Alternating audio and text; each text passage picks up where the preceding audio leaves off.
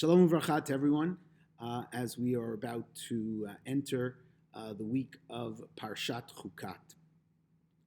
Parshat Chukat is a seminal central parsha in the whole scheme of Sefer Bamidbar. As many of us know and many of us have studied and taught, Sefer Bamidbar is a book of transition. It's a book where Am Yisrael moves from the first generation, the Dor HaYotzei Mitzrayim, to the Dor HaNichnas La'aretz. The Jewish people transition in this Sefer. Sefer Bamidbar takes us on that journey, the first half with its ups and its unfortunate downs, culminating with the Chet HaMeraglim and the story of Korach. And of course, the second half, which is focused on the second generation as they traverse through that last year in the desert, about to enter Eretz Yisrael. In fact, Parshat Chukat ends with the pasuk Vayis'u b'nei Yisrael v'yachanu ba'arvot Moav me'ever liyarden yirecho. They're on the other side of the Jordan, ready to enter Eretz Yisrael. And of course, as we know, this book of transition, so to speak, the center point of the point where the transition occurs is this week's parsha. As the Meforshim teach us, Perek Chaf is kind of that nikudat hasela, so to speak, that really important point. Miriam dies. Moshe Rabbeinu is told that he will not enter the land of Israel to lead the Jewish people because of his actions at Mei Merivah.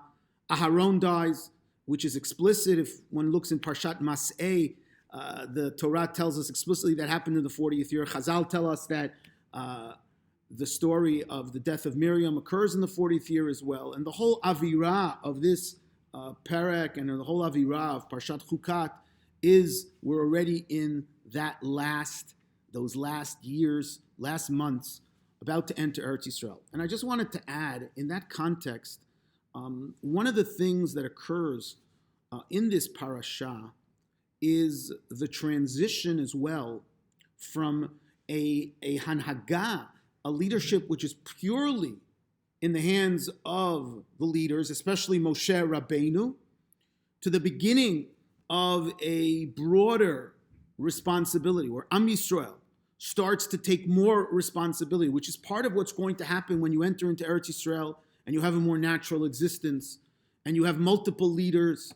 You start to get a flavor of that in Parshat Chukat. And so, for example, the Torah tells us in Perek Chaf, right after the sin of the Mei Merivah, Vayishlach Moshe Malachim Mikadesh Melech Edom. So Moshe Rabbeinu sends messengers asking Edom to go through, and they reject.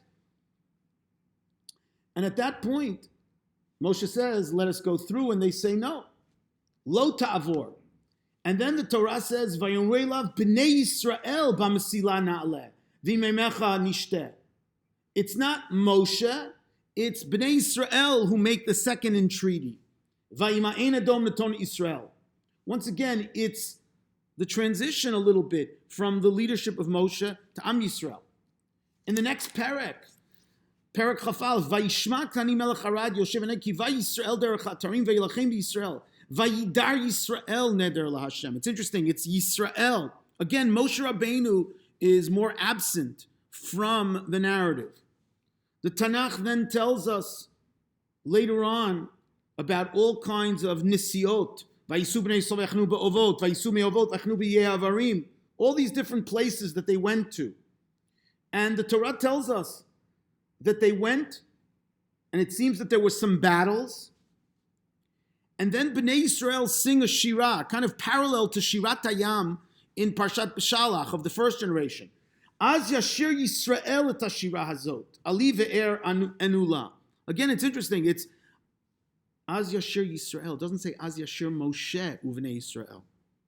In the next parsha, in Pasuk Chaf Aleph, Vayishlach Yisrael malachim el Sichon melech ha'emori e'ebra be'artzecha. Again, it's interesting.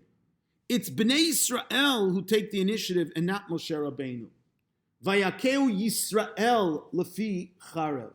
It's in this context that we have Bnei Yisrael asserting themselves more, taking more responsibility, which again is going to be part of the transition, which is for a different shiur, a different dvar Torah. Part of the transition from the pure Hanhaga Nisit that occurred in the desert period, the being led in a totally miraculous way as they're slowly transitioning in Ever HaYarden to begin to enter Eretz Yisrael, where they're going to be led in a more Hanhaga Tiv'it, in a more natural way of setting up a polity, setting up a society, going to have an army, setting up a country.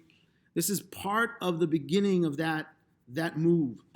With Moshe Rabbeinu as that unique charismatic leader who was Panim el Hashem, starts to recede a bit to the background, and Am Yisrael takes more and more responsibility for their destiny and for their actions. Shabbat Shalom.